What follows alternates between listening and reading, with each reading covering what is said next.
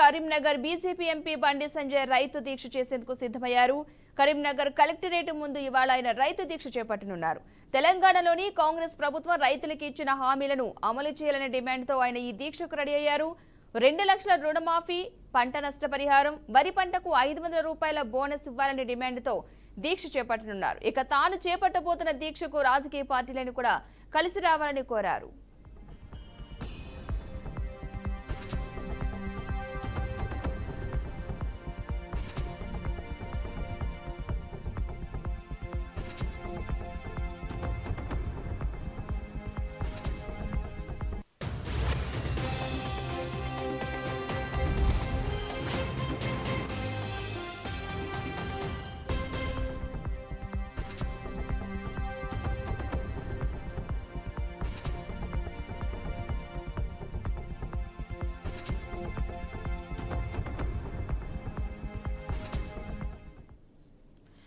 Karimnagar BJP MP Bandi Sanjay రైతు దీక్ష చేసేందుకు సిద్ధమయ్యారు. కరీంనగర్ కలెక్టరేట్ ముందు ఇవాళ ఆయన దీక్ష చేరున్నట్టుగా తెలుస్తోంది.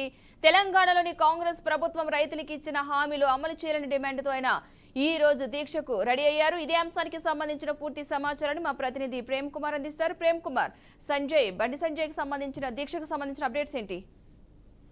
పద్మ, కరీంనగర్ జిల్లాలో బీజేపీ జాతీయ ప్రధాన కార్యదర్శి ఇవాళ బీజేపీ పార్లమెంట్ అభ్యర్థి బండి సంజయ్ ఇవాళ రైతు సమస్యలపై దీక్షకు ఉపక్రమించనున్నారు. మరి కొద్దిసేపట్లో తన కార్యకర్తలతోటి తను జిల్లా కలెక్టరేట్ ముందు ఇవాళ దీక్షకు ఉపక్రమించే ప్రయత్నం చేశారు. అయితే దానిలో రైతు సమస్యల పైన కాంగ్రెస్ ప్రభుత్వం ఎన్నికల మేనిఫెస్టోను అమలు చేయకుండా తాత్సారం చేస్తుందని చెప్పి రైతు సమస్యల పైన ఈ దీక్షకు కారణమని చెప్పుకొస్తుంది. అయితే దాదాపుగా జిల్లా వ్యాప్తంగా కూడా అన్ని మండల కార్యాలయాల్లో కూడా ఇవాళ బీజేపీ కార్యకర్తలు నిరసన తెలిపి ఎంఆర్ఓలకు రైతు సమస్యలపైన వినతి పత్రం సమర్పించాలని చెప్పేసి కూడా బండి సంజయ్ పిలుపునిచ్చారు. ఈ పిలుపు మేరకు దాదాపు జిల్లా వ్యాప్తంగా, ఉమ్మడి జిల్లా వ్యాప్తంగా కూడా బీజేపీ కార్యకర్తలు ఆయా తహసీల్దార్ కార్యాలయాల ముందు నిరసనకు ఉపక్రమించేందుకు సమాయత్తం అవుతున్నారు.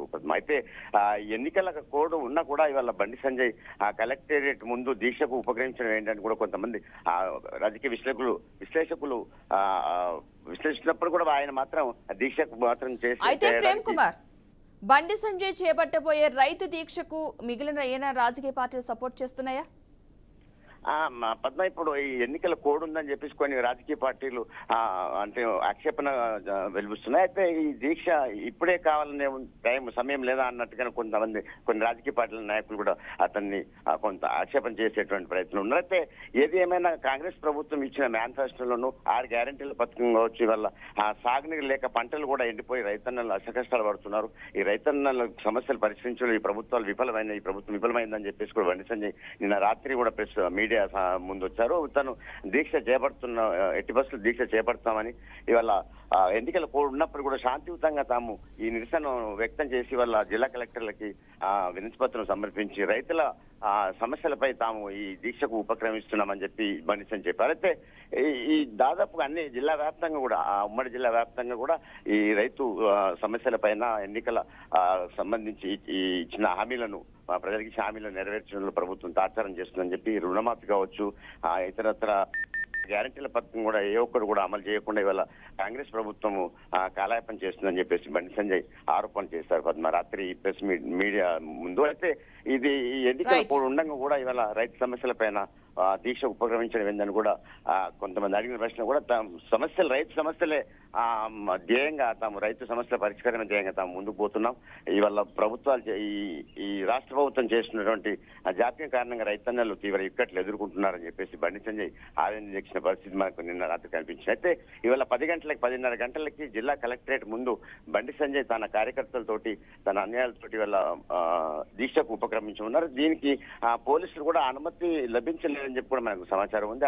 ఆ పోలీసులు కూడా ఇవాళ దీక్షను మరి భగ్నం చేస్తారా, లేకుంటే బండి సంజయ్ దీక్ష ఎలా కొనసాగనుందో అని చెప్పేసి మరికొద్ది సేపట్లో 10:30 కల్లా సమయం మనకి.